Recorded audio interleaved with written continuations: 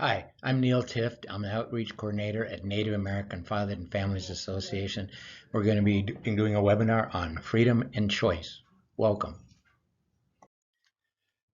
So we're going to explore the idea of freedom and choice.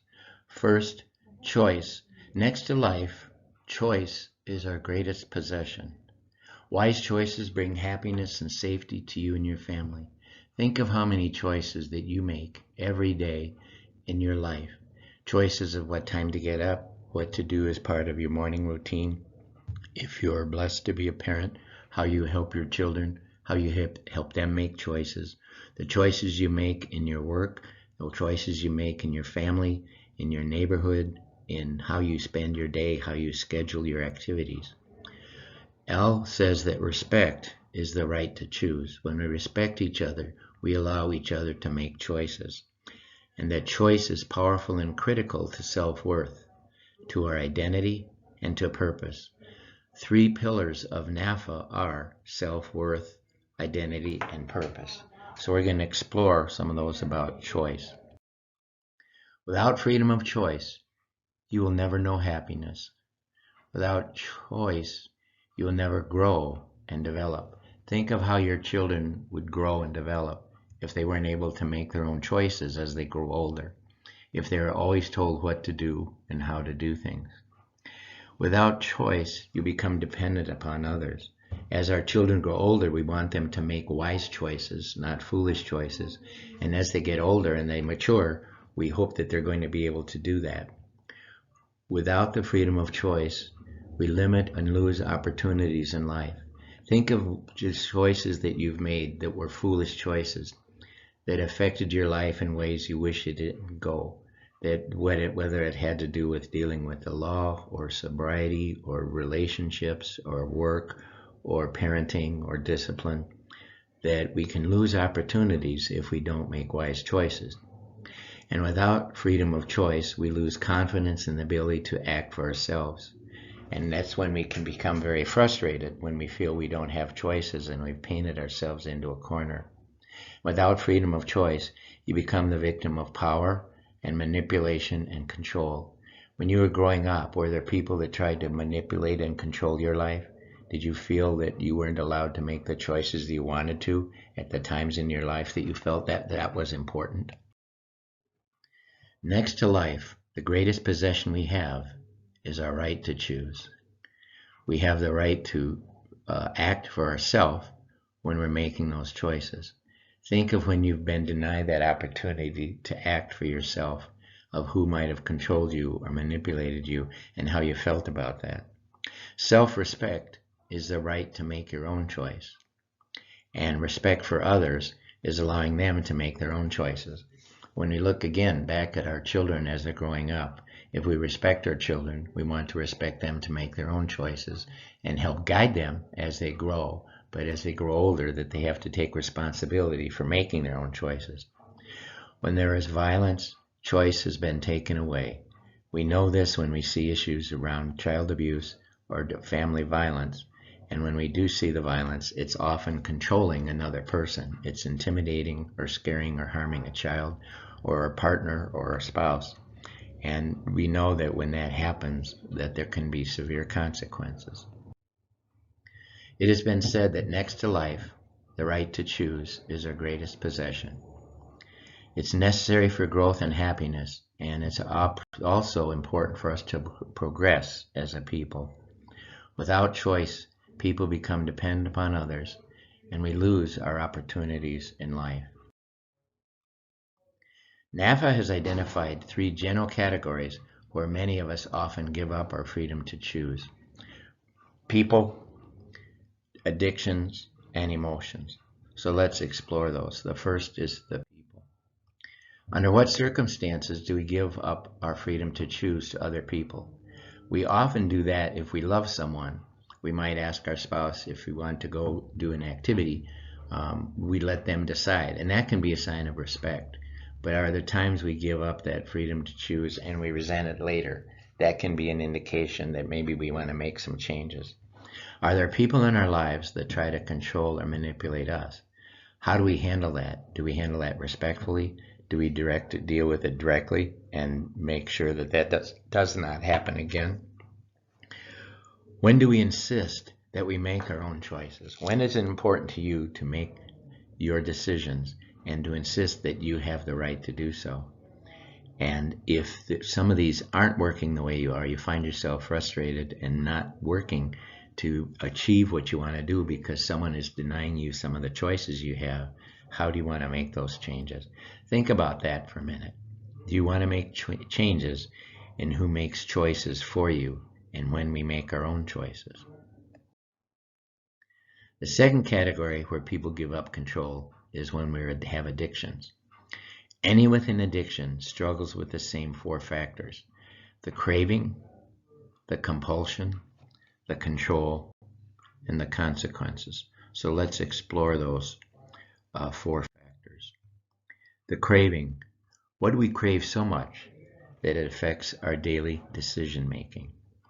Do we ever feel that we have a craving that slows us down, that makes us do things we don't want to?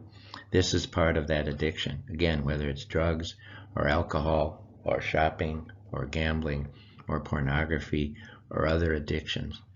What happens when we crave it so much that it affects our daily schedule and makes us feel like we're not in control?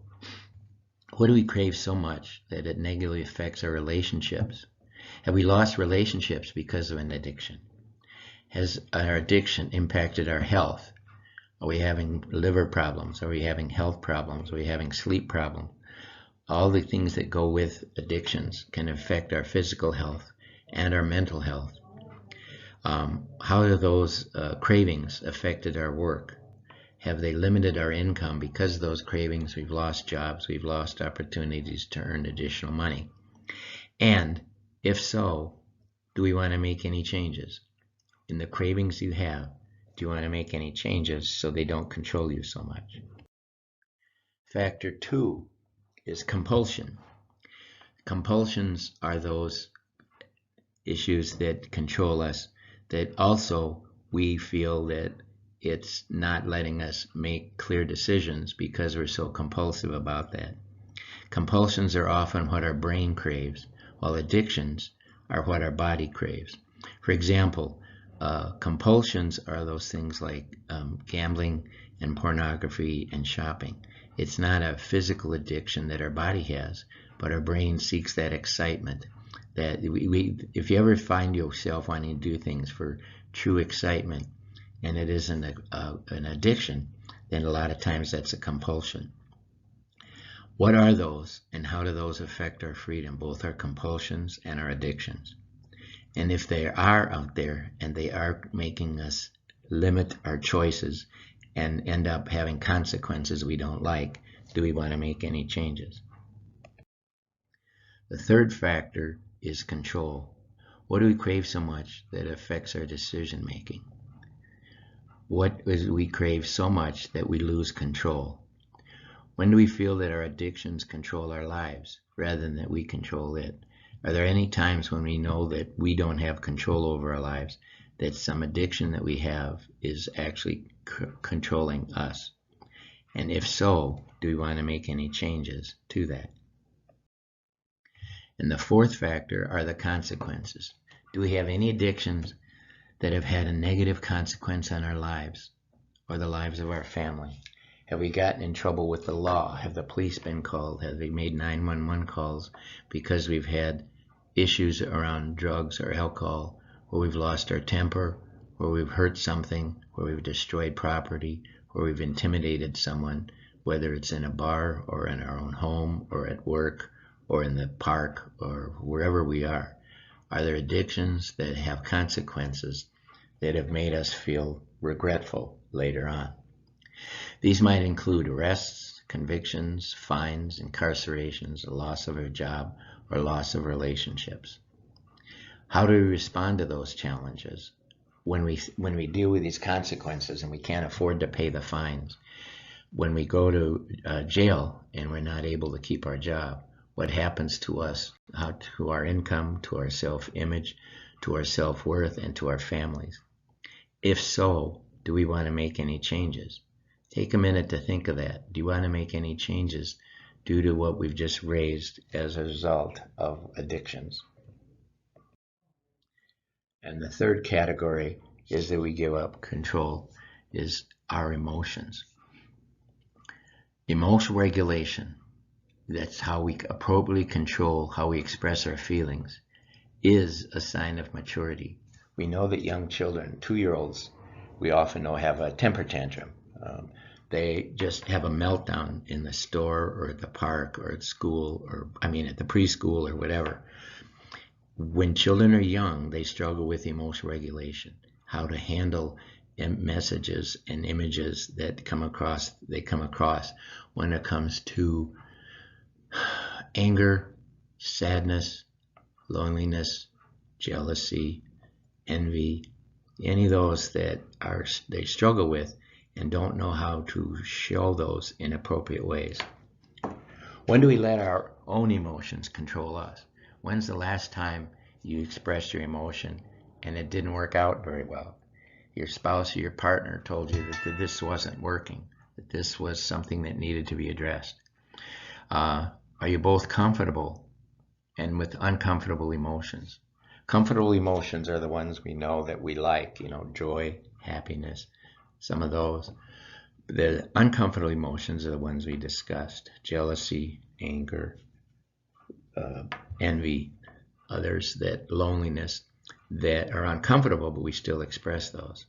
And how to respond to those difficult situations. And do we want to make any changes in those? We're back to the freedom to choose. Respect is defined as offering the right to choose. How do we show respect in our daily lives when we offer others the right to choose? Our spouse, our children, our friends, our coworkers, our neighbors. Who are those in our lives that really can, when we express certain emotions and they go well, and other times when we don't and we are denied the opportunity to choose? How do we handle that? What do we do with that? There are 4 principles to consider when making a choice, especially wise choices, because many times we may end up be tempted to make foolish choices, but we know deep down that a wise choice is going to be better in the long run. The 4 principles of that are accountability, consequences, alternatives, and self-control. Think of an example of an important wise choice that you made recently. Take a minute to think about that. When you made that wise choice, when you made a decision about doing the right thing versus the easy thing or the wrong thing or the illegal thing or the unethical thing, what process do you go through to make that decision? Without freedom of choice, you'll never know true happiness. You'll never grow or develop. You'll become dependent upon others.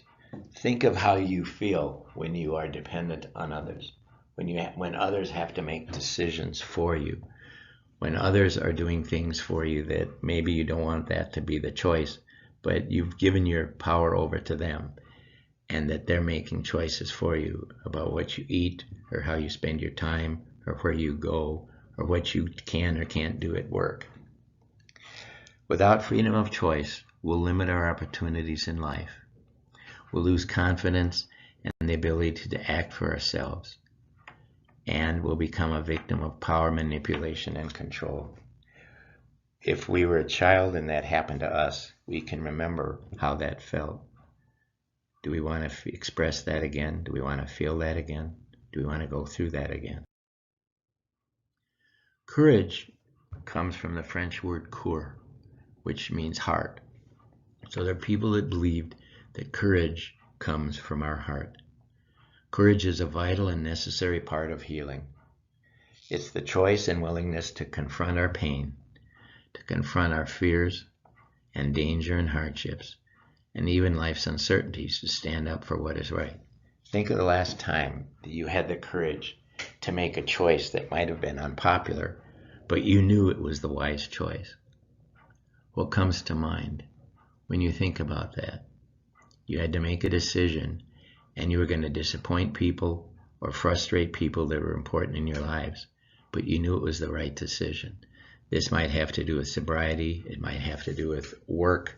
It might have to do with how you earn your income. It might have to do with how you raise your children. But these are all important. And when we confront the pain, when we confront the fear, the danger, and we make the right choice, we're often proud of that, and that affects our self-worth. Here we are at self-worth.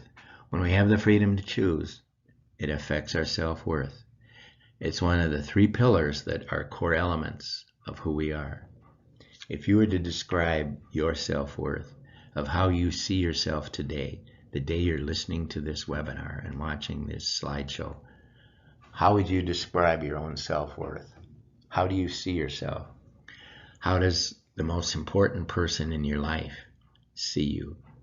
If you were to ask the person who's most important in your life to describe how they see you, what would that look like? Does that affect your self-worth? If it's something that's positive and empowering and honorable, that's obviously something to be proud of. A healthy self-worth is a result of understanding the nature of our value, of our potential, of our worth, of our usefulness, and of our service to others. Think of that. What is the nature of our value? How are we useful in our world? What do we contribute to help in service to others? In what ways have we served others lately? When we do help others, and we don't necessarily ask for any thanks, we don't ask for payment, but we just do it because it's something that needs to be done for our children, our family, our neighbors, our community, we can see that that helps us in our self-worth. We feel that we have contributed something and we're a worthy person. Real self-worth comes from within, but it is instilled by our parents when we're young. Was self-worth instilled in you by your parents? If you're parents yourselves, are you instilling or have you instilled self-worth in your children so that they feel positive about themselves, they feel good about themselves, they know they can make a mistake and still bounce back and be a good person?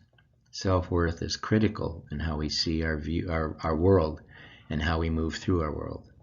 Positive self-worth allows us to make wise choices, to make more and more wise choices. So, when we make wise choices and have the freedom to do so, we will be more successful in our lives and we will honor our ancestors. So think of when you are making a choice, what process do you go through to make that choice? When you feel free to do that, how that makes you feel, and does that encourage you to then to continue to making those choices and to allow others to make their choices? Who in your family do you want to encourage to make more wise choices, and how can you do so? What can you do to allow family members or others, say at your workplace, to make wise choices and to support them when they do so? Sometimes it's the smallest decisions that can change your life forever. The smallest decisions that can change your life forever. Can you think of a small decision that you've made that may have changed your life, that may have changed the path that your life has taken, that you are proud of, that you made this decision and it's empowered you, it's enabled you to do more good and to make more wise choices? You are free to make whatever choice you want, but you're not free from the consequences of the choice. We had several slides that talked about dealing with consequences. Now, consequences can be positive if we make wise choices and we work hard, maybe in our workplace, and we're offered a raise or a promotion. That can be very empowering, and that can impact our self-worth. But we can also see that there are consequences of foolish choices and what happens when those happen. And obviously, if we want to not take that path again, we can then make changes. And questions that we asked over today were, what changes do you want to make in your life so that you continue to make wise choices and fewer foolish choices. We all make choices, but in the end, our choices make us. Do you believe that?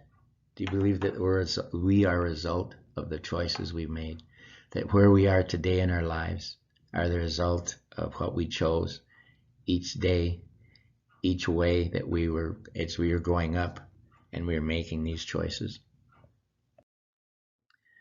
The 5 W's of life.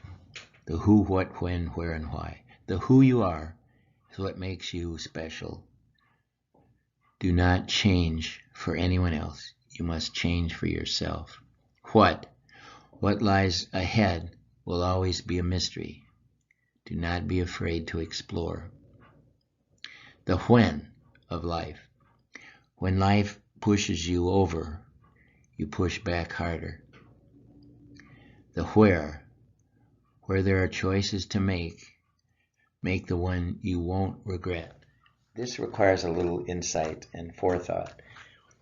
When we're making choices, do we see what the potential consequences are? What's going to be the best consequence? What's going to be the worst consequence?